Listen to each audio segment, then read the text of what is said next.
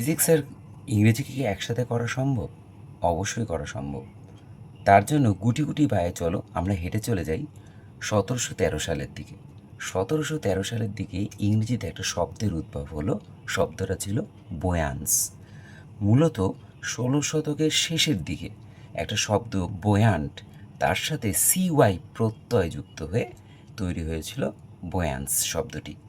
এই বোয়ান্স শব্দটির মূল অর্থ হলো ভাষা, তরলের ওপরে কোনো কিছু ভাসছে এমন একটা বিষয়।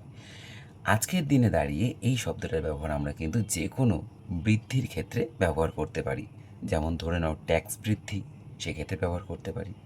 তাহলে নৌচালনা থেকে শব্দটা চলে আসলো ইংরেজির দোরগোড়ায় এবং নাড়ছে আজকের কড়া।